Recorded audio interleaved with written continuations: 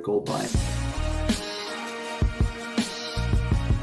The Bliss Business Podcast, the show about empathy, connection, and consciousness in business.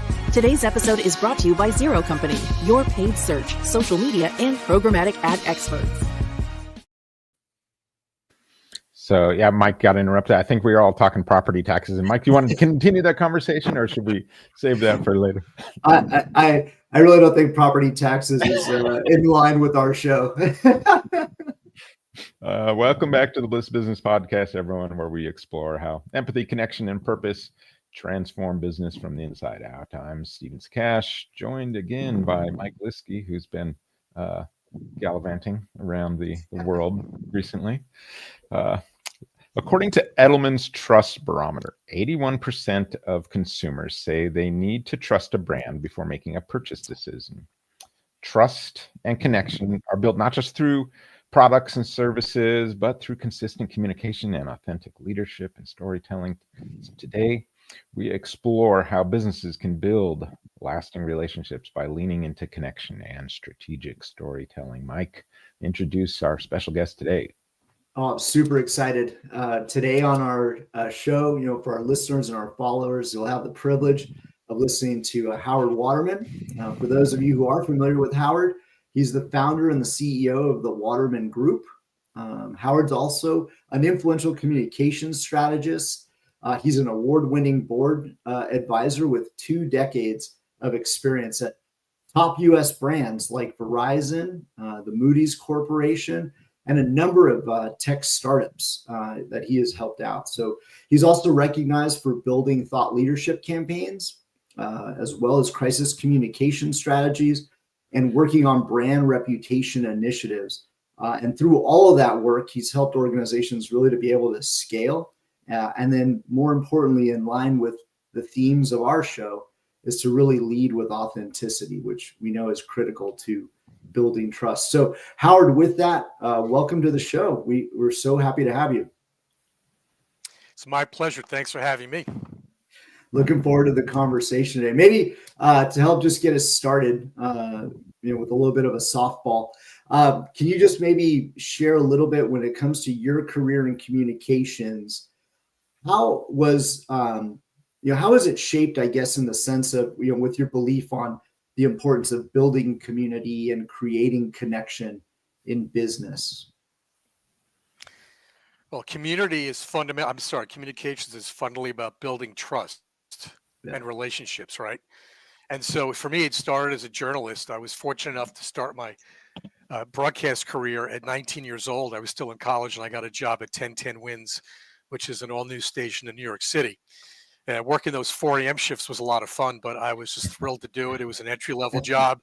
It was hard to sleep. It wasn't easy to date, but it was something that, that's where it started for me. And then my first gig at a college was as the night news editor, assistant news director at an AM news talk station just above Manhattan in Rockland County.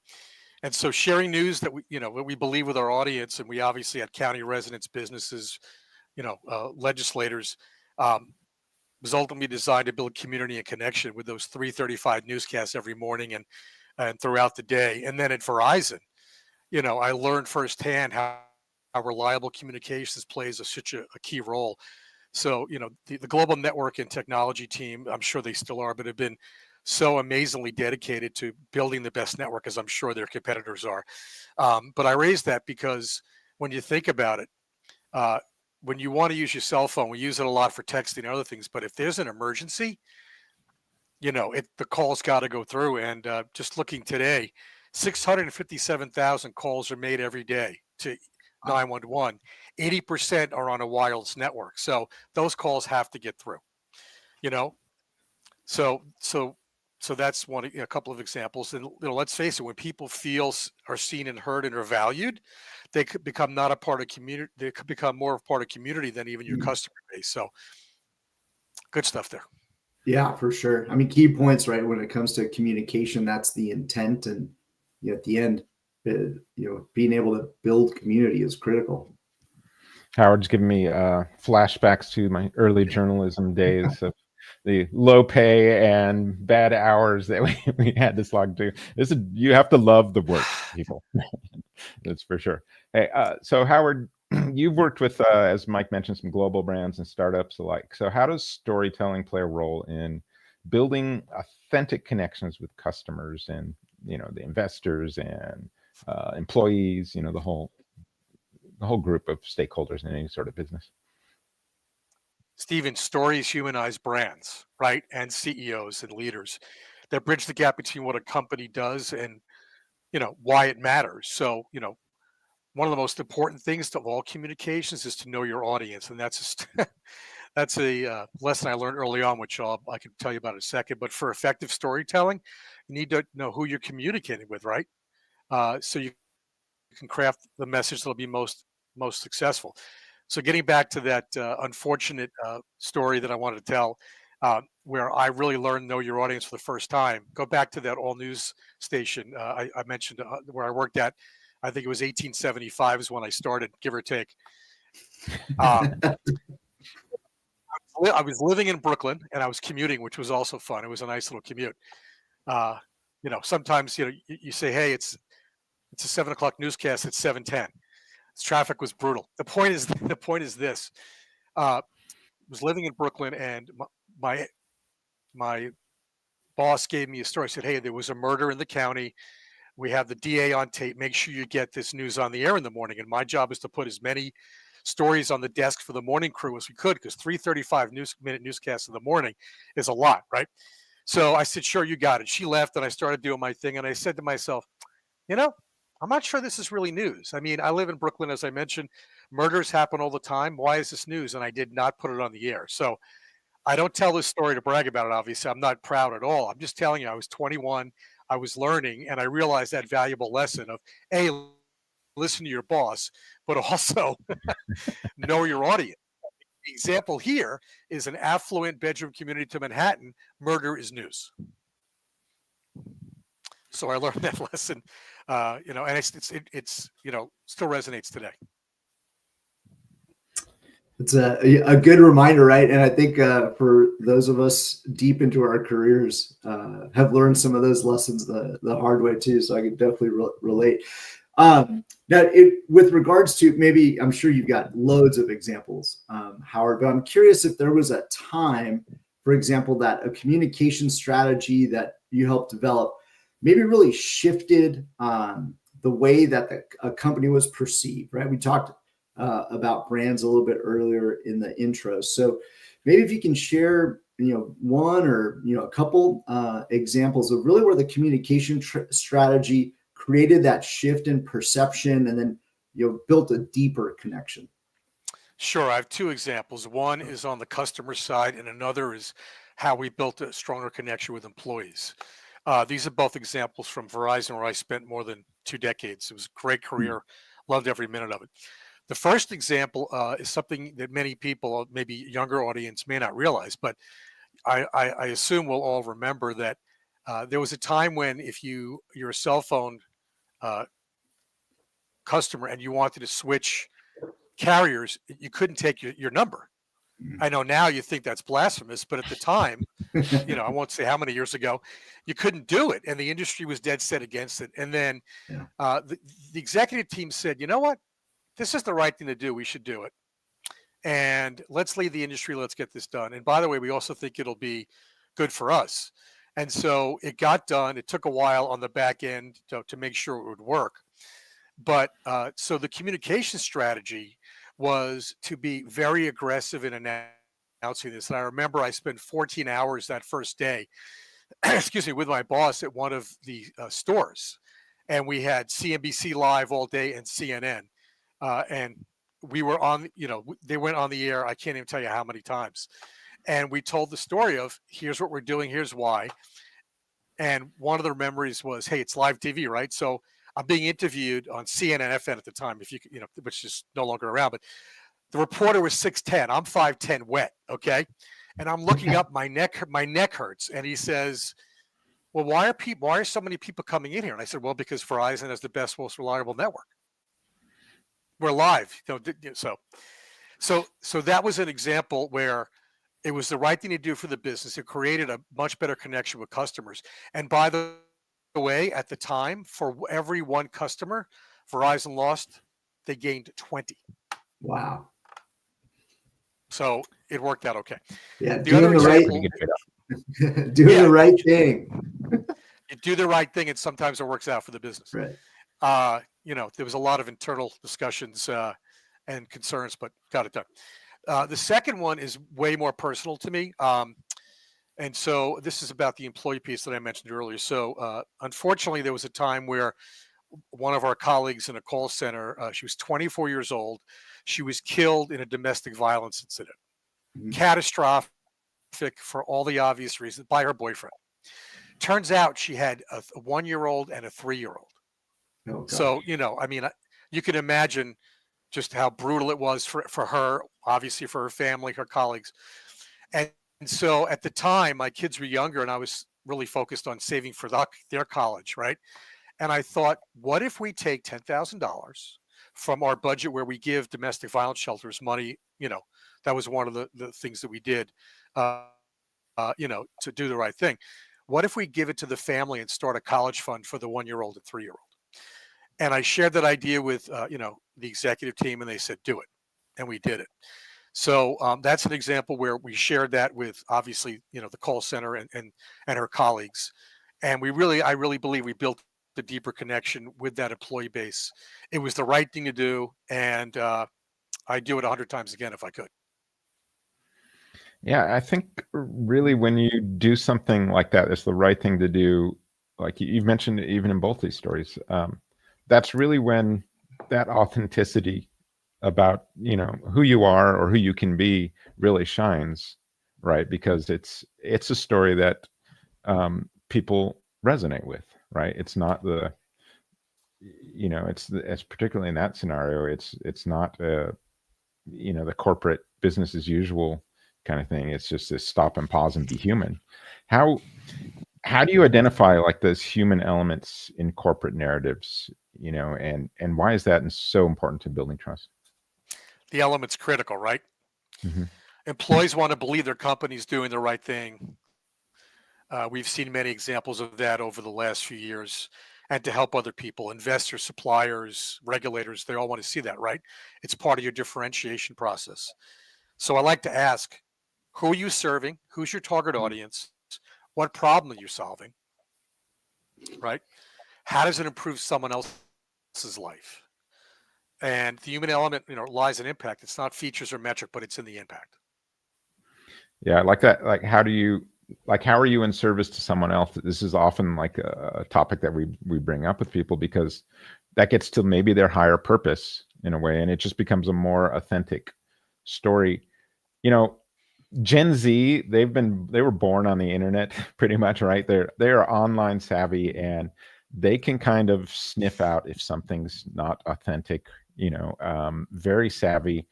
There was a study, 51% of those born after 1997 believed that buying from a company that supported causes they cared about, 51% of them believed that was important versus 42%.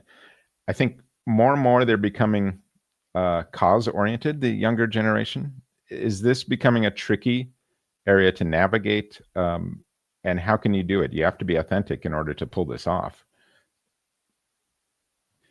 It's a great question. It just goes back to the point that how things have changed dramatically over time. So we are now in the 24/7 news cycle.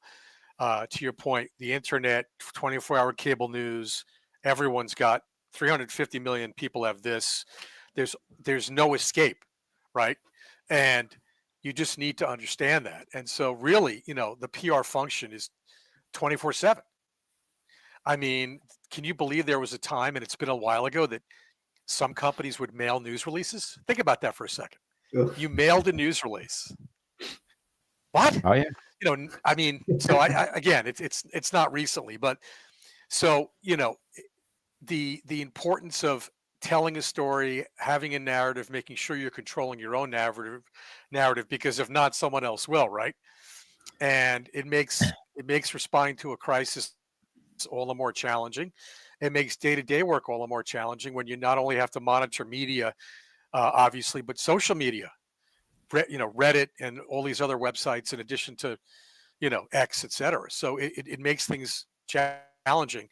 And part of that is because, the younger generations have been raised to always have a cell phone. There's no privacy anymore. Yeah. This is life as they know it, is that cell phone. And now we've got a whole new generation coming up where AI is going to be something they were born with. And who knows, the good and bad that will come from all of that in their try taking your cell phone from your kid. See how that goes. But it's like an atrocity, right? As a parent. It was a punishment growing up. You take the screens away, right? Was that right? Exactly. No, and I agree too. In terms of our news cycle today, Howard mentioned the sending of the press release. News cycles were perhaps a bit longer back then, but now it's like news at the speed of light, literally, and that could be a good thing in some cases if you want to get a story out, but it could also be a very scary thing, right? With how quickly news flashes out there. So, Howard, I wanted to maybe shift the conversation more towards the leaders of an organization, and both if they're speaking internally, say to the employee base, or if they're speaking externally, to their markets and their audience. When it comes to storytelling in that capacity as a leader, curious, why storytelling is essential, particularly, as we talk a lot about on this show, we're trying to build brands that are led by purpose. Like, how does storytelling fit into the leader's capacity? Storytelling is essential for all leaders, regardless industry, product, service, etc. There's so much noise that we just talked about, right, on social. There's so many places you can get your news. Some of it's accurate, some of it's not. So you really need to be able to tell your story. And it's important that leaders, do more than just set direction. They need to inspire, right? Especially with the younger generations, as we talked about earlier. They're looking more than perhaps the older worker for a purpose, or it seems that way anyway. And so storytelling is one of the ways you share that purpose. It gives people a reason to care and a reason to follow the strategy. One very serious mistake I've seen executives make all the time, and it never ceases to amaze me, is to not explain the why when communicating strategy, or in particular change management, when you're making changes. The other mistake is asking employees for feedback and then not acting on it. You lose the employee base, right? You say to yourself, why won't I bother responding if nobody cares? So I know change management's a buzzword for years, and there's a lot of change, and a lot of it fails. 80% of it fails, by the way. Well, why is that? Well, we could spend a whole podcast on that. But the point is, I think the reasons we're talking, some of the things we're talking about are some of the reasons. You need to explain the why behind the strategy. You need to make sure employees are engaged. Without without engaged employees, good luck being successful. And making sure you recognize the employees that are following. Here's the model. Let's do it. So those are a few thoughts. And obviously, purpose-driven brands are a must today for all audiences, internal and external. People demand it, like we've been talking about. If someone has a choice between companies and one donates 5% of their proceeds to charity and the other doesn't, that's a strong competitive advantage. So that's something that makes a lot of sense. And then I just want to share one quick thing that your audience might find interesting. There's a wonderful book on the power of storytelling. Speaking of storytelling, it's coming out next month. It's written by Gavin McMahon. He's the CEO of Fast Forward, FASS Forward. Rose Fast started the company, consulting group. Gavin's a great communicator, storyteller. The book is called Story Business: Why Stories Rule the World and How They Can Reinvent Your Business. And I expect to be quoted in the book, which is kind of cool. So just, pretty exciting. And that's something, if you want to look about at a very good resource about storytelling, might be a good thing to check out next month. Wow. Well, congratulations on that. Looking forward to it. Did you mention, sorry, when is that coming out? Late September. Okay. The end of September. All right. But, you could probably, pre-order on Amazon, etc. We'll be interested to check that out. Cool. Howard, you mentioned that 24-hour news cycle. How important is like reputation management and proactive communication these days? I know there was a stat. It was like, according to PwC, you see 25% stronger brand resilience during times of crisis if you've been more proactive and you're monitoring that reputation. So how important is that, and what kind of systems or methods do you recommend people use for their business to kind of handle those kind of scenarios? Stephen, it's a great question, and it's critical, right? You have to have a crisis communications plan. If you don't, good luck. You can't wing it. This is not the time to wing it. As we've been talking about 25-hour news cycles, social media commentary. It's very easy to be critical when you're sitting at your desk and just typing away or on your phone. So that's the environment we're in. And it's important to anticipate what the challenges could be. So many companies that do the right thing, they have a plan. They also, anticipate various different scenarios, which makes sense because Murphy's Law will occur, right? It's just going to happen. So I mentioned earlier briefly, and I know this is obvious, but it's important to reinforce. If you don't control your narrative, someone else will, and you're normally not going to be happy with that. So having a plan to respond quickly and accurately, and that's the key, not just quickly, because if you respond quickly and screw it up, now you're even compounding the problem. It's got to be quick, and it's got to be accurate. And it's okay if you don't have all the answers, and I can give you an example of that. But it's very important to respond quickly and accurately at the early stage of a crisis. Otherwise, you lose the narrative. So there are a few elements that a good crisis communication needs to include. I'll share them. Just checking my notes here to make sure I get them right.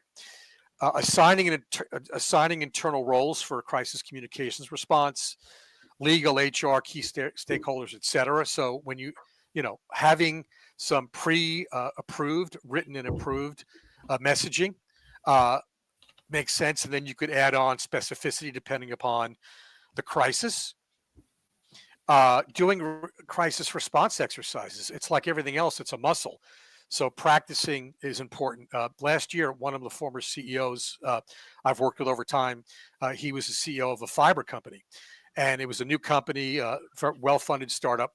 And he said, look, my team is new. We're new. It was about a year ago, a little earlier. We want to make sure we're ready for the hurricane season in Florida. I want you to run a tabletop exercise. And so we did. We planned it. I did it for 2 hours. And there were a lot of interesting things that came out of it. Things like what happens if you have an employee fatality? That complicates things. What happens if your data center loses power, et cetera? And we tried to think through every scenario based on that particular client. One question I asked, which was important and that perhaps they hadn't thought about, is if you lose connectivity, what do you do? How do you communicate? You better have satellite phones. Good idea. So those exercises bring out, right, getting back to the anticipating, right, the pre-approved messaging we talked about. Message consistency is something that is critical for every possible communication scenario, for obvious reasons. So again, getting back to mistakes that some customers, some clients have made in the past on not explaining the why. If you're in a crisis and you're working your external audiences, whether it's media, regulators, customers, et cetera, you better make sure that your customer-facing employees have the exact same information and talk points, because you don't want your employees making up answers. And if your CEO's out on CNBC or the Wall Street Journal or wherever and saying X, Y, and Z, and then you're getting a different answer, again, you're really shooting yourself in the foot. Yeah, absolutely. Yeah, you brought memories back to a time in my career. I mean, I was at PIMCO for almost 2 decades, and you might recall, the sudden departure of Bill Gross, and the very next, couple weeks, we saw like $23 billion in redemptions from his flagship fund, and like you said, it was very sudden, and the organization certainly, saw the impact of that. So yeah, thank you for sharing that list, Howard. I think we have a question from one of our audience members. Want to bring that up. So the question, Howard, is for you. Howard, if a leader wants to improve their storytelling skills, great question. Where should they start? Next question. No, I'm just kidding. So no, that is a good question. Thank you for asking. I really appreciate you being a part of this. So, it depends on the leader. So what we try to do with clients is customize a program for them. So for example, start with their strengths and then also talk about the weaknesses and come up with a plan for both. Certainly stress one, work on the other, right?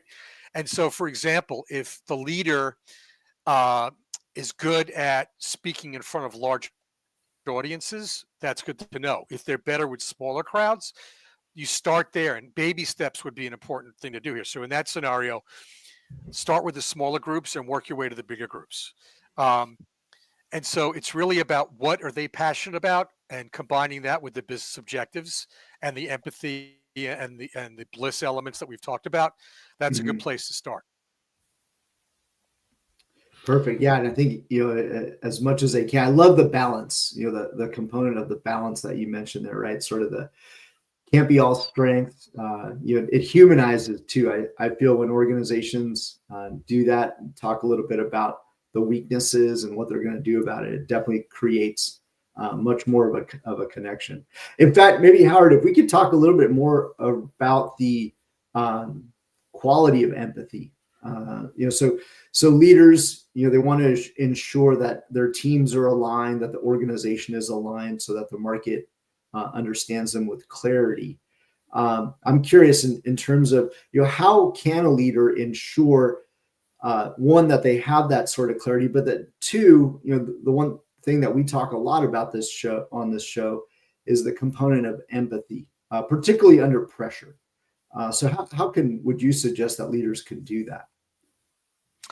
Well, the more prepared you are for pressure situation, the more empathy you're going to have.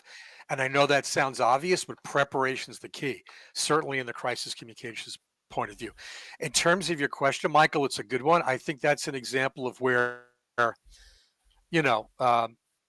spent a lot of time becoming a trusted advisor to CEOs. Yeah. And part of that process is telling them sometimes things they don't want to hear. For example, right? I mean, a yes person doesn't really do any good. The long-winded point here is that sit down with the executive. If you think empathy is a problem, and explain, you better be very specific in your reasoning and have data to back it up.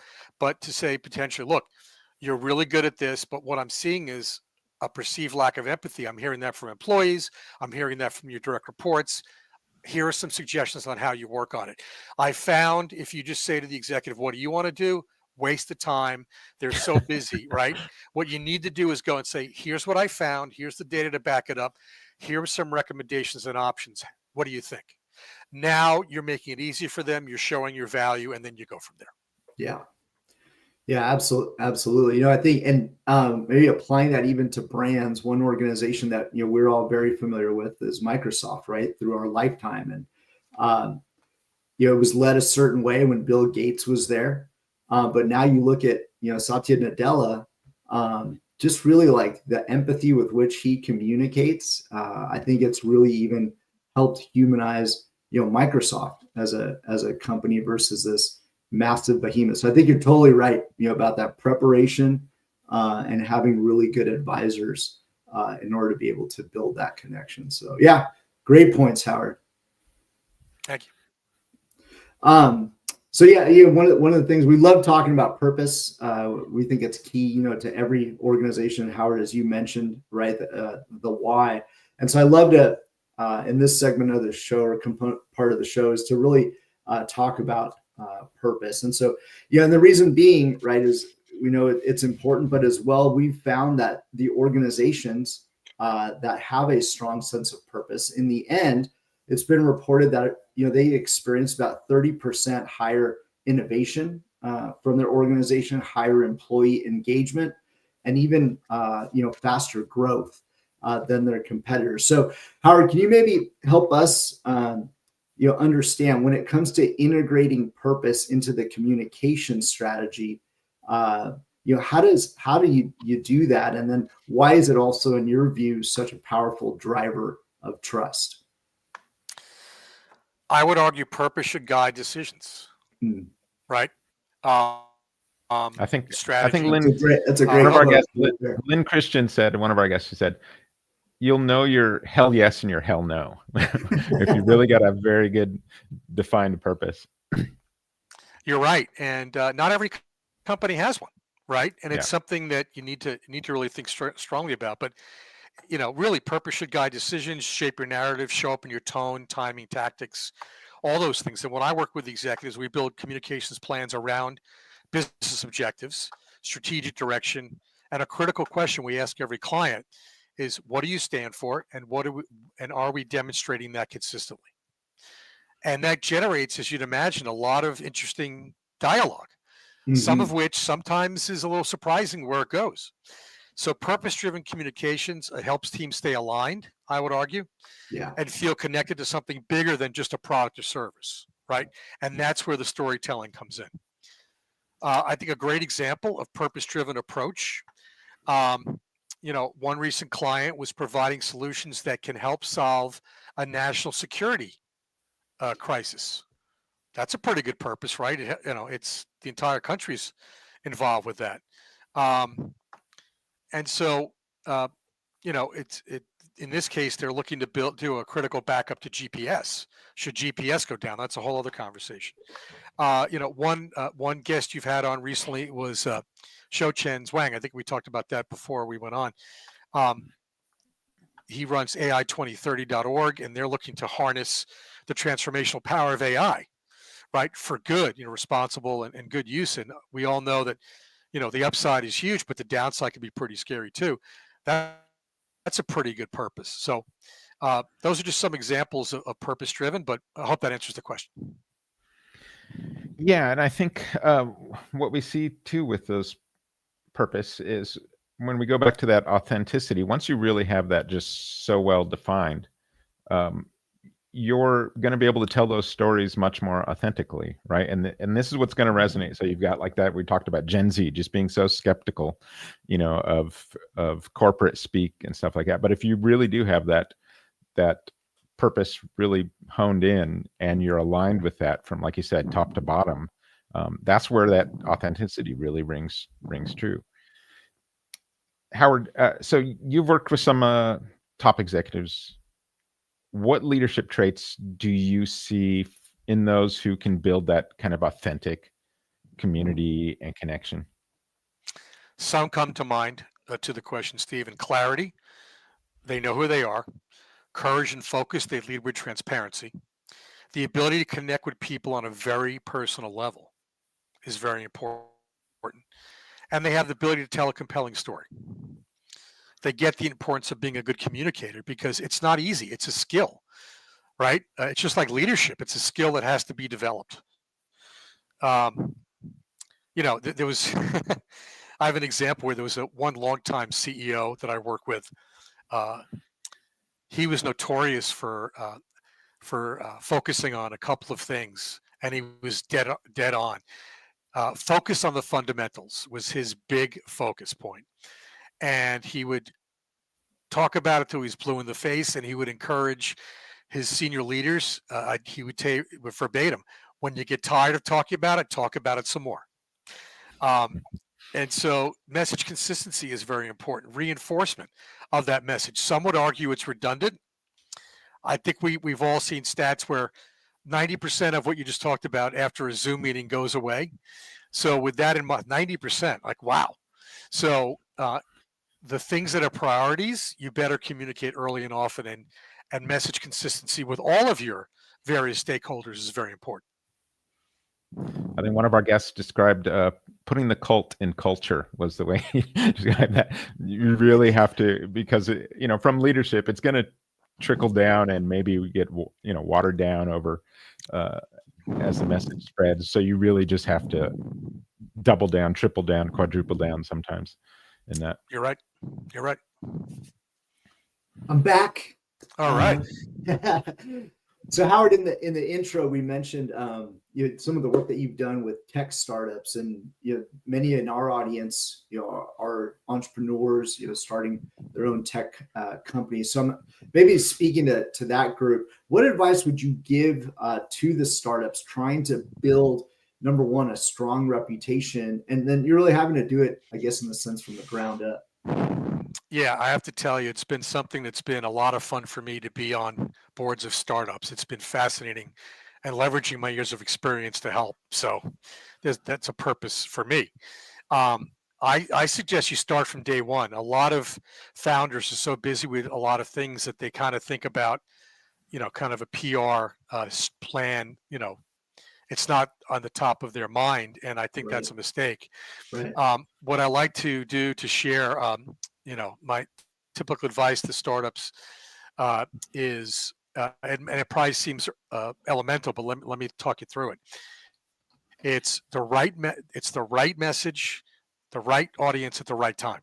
Because think about it. How are you filling a need in the marketplace? How do you differentiate as a startup? Right? Critical. Audience. What's your targeted messaging for startups? Strategic partners to help you get your product out there and your solution. Potential investors are huge, right? You need both of those things as a startup. And then in terms of timing, the last thing you want to do is spill the beans prematurely. And then a major company with deep pockets comes in and says, that's a great idea. I'll take that. And next thing you know, you're done. So to me, that's a nice, simple way to explain it, but it's the right message, the right audience at the right time. Yeah, and being able to be led by a leader like yourself through that, I think, is also a critical component to answering those questions. It sounded like maybe, Tully, we had a follow-up question here from the audience related to this. So Howard, how do you ensure your team not only hears your purpose, but feels connected to it? That's a great question. That gets back to making sure that you are communicating with your employees, that you're leveraging them with the goal of them being ambassadors for the strategy, for your purpose.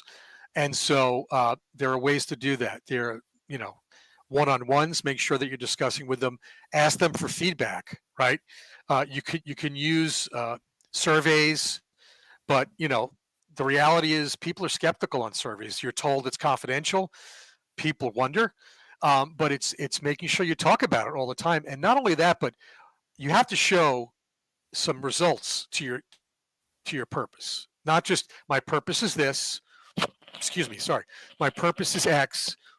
Excuse me. Sorry. What you need to do is say, hey, look, here, we talked about this a lot. Here's our purpose. Let me give you some examples this quarter on what we've done. Or let me, over the last year, we've hit these following milestones. Making sure you're communicating that, employees will feel connected to it. And also ask for their help. Say, how can we do this better?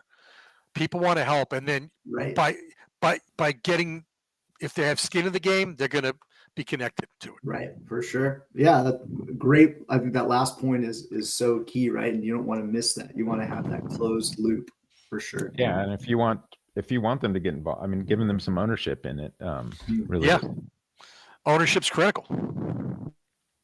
So, Howard, one question we ask all of our guests on here, as you probably know, is a variation of this. What role do you think love plays in business? I love helping clients meet their objectives through strategic comms. I think love is a bit overused, the word itself, right? Like the word great, everything's great. But when you really love what you do and you've got a passion for what you do and you've got a purpose, your chances of success go way up. So those are things that come to mind. And I also think that when you really love something, it makes the storytelling, right, all the easier, because you feel so passionate about it. Yeah, and I think that's a great point, especially in communications. I think that's really when, you see people come alive and then their message, it just becomes much easier to communicate because it's something that people sense when you're passionate about. Yes. And when you're not, it's very obvious, right? Yeah, exactly. The opposite is true. So it's like you're going on, you're about to say something, and it's just Okay, yeah, you're just getting through this. Very, very true. I mean, it just shines. Well, Howard, thank you, so much, really, for sharing the stories that you had, and even the deep insights that you bring with your experience. For our followers who'd like to follow up with you or would like to learn more, where would you like them to go to find you? Just LinkedIn. That's the easiest way to do it. It's easy for anyone to get to. Perfect. Thank you for Waterman. asking. Yeah, absolutely. So hopefully our listeners, be able to connect with Howard there on LinkedIn. Thanks, Howard. Great conversation. Thanks for hopping on with us. And to our audience, thank you for joining us. If this conversation inspired you to rethink how communication builds trust and connection, share it with a colleague or friend. And we'll see you next time on the Bliss Business Podcast.